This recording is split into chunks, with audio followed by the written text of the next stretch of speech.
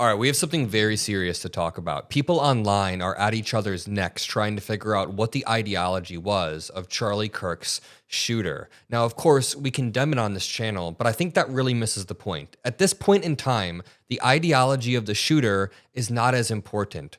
We are seeing a broader pattern pop up of young males in particular being radicalized online, using that radicalization to enact real-world violence, and then it becomes a cyclical pattern where people see it happen online and do it again. Like, did you guys know that as Charlie Kirk was shot at Utah Valley University, tragically, at the very same time, there was a school shooting going on in Colorado? Now, the school shooter in Colorado has already been found. We know his motives.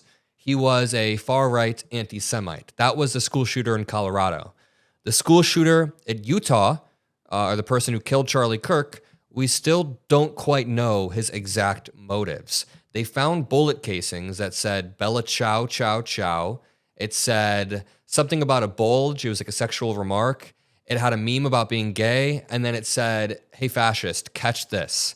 Now, people online are debating a lot about this kid's ideology. There's a lot of disinformation going around, so I'd be very, very careful. Like, people thought that this person who donated to Trump in 2020 was him, but he would have actually been 17 at the time, and people found out this was a 40-year-old man with the same name, Tyler Robinson. So no, 17-year-old Tyler Robinson did not donate to Trump. That was separate, but there are still indications that his family was Republican-leaning, but all evidence that we have from the official investigation that was released thus far has memes on bullet casings and anti-fascist writing. So the argument about that is really not worth having. What I do want to show you is this tweet of mine that's going quite viral. It says, I'm 22 years old, the same age as Tyler Robinson, and I believe we have a bigger problem here.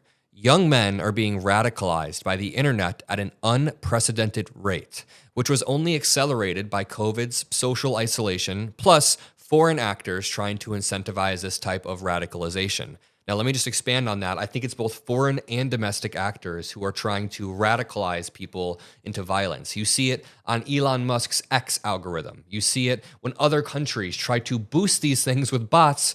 It radicalizes people. Also, when I talk about COVID's social isolation, I'm not saying that's like the main primary factor, but I've seen a lot of my friends, this even happened to me too, throughout COVID, you spend more time alone, and then you have to intentionally tear that bubble down and try to spend more time with people. I remember having to do that. I had to get back into the habit of spending time with people after COVID.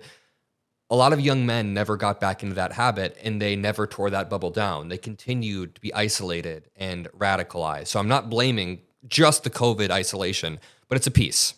I then said, I've seen it happen to many of my friends. Young men spending their formative years clawing back from COVID isolation, usually spending too much time deep in algorithms. Now, people are debating whether Tyler Robinson was a far leftist or on the far right, but at this point, I don't think it matters. I think we have a larger problem of young white men who are easily radicalized having access to guns.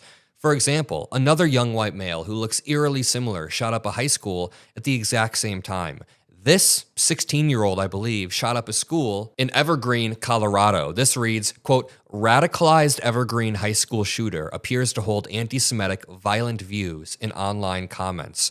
What about this dude? This was Tyler Robinson, who was just arrested. Again, easily radicalized white dude. Thomas Matthew Crooks had a list of a bunch of politicians he wanted to assassinate. He was also a Republican, and he was looking up Joe Biden rallies, too, to see if Joe Biden was coming anywhere near. So he was just targeting politicians. Dudes are getting easily radicalized, and this is coming from a white dude. I'm not trying to put people down here. I'm just saying when you grow up in this gun culture, we've seen this with not only Tyler Robinson, but also the dude who tried to assassinate Donald Trump, also the shooter from just a few days ago, over and over, Thomas Matthew Crooks, Tyler Robinson, this dude, I don't even know his name and I don't want to. They all are growing up in the same type of gun culture, easy to access guns, and then getting pulled down these social pipelines. It's happening over and over. This was Tyler Robinson's mom in 2017 on her Facebook saying having fun in SLC, showing her sons with access to guns. People who have access to this type of stuff at a young age and then get radicalized will enact violence. It's not very surprising. So to go back to my tweet, I said, people are debating whether Tyler Robinson was far left or far right. Here's the reality. At this point, I don't think it matters. Now, if you look at the stats, right-wingers do disproportionately commit violence via mass shootings. There are people who have shot up synagogues, shot up mosques, shot up Walmarts in El Paso, killing 23 people. Someone shot up a church, killing 9 black people, intentionally targeting black churches. But I'm just saying that while the ideology does matter to some degree, I think that right-wing ideology is more pervasive. We talk about that all the time. I'm trying to paint a broader picture here. I'm trying to paint a broader narrative that everybody can understand, which is social media algorithms just radicalizing lonely people.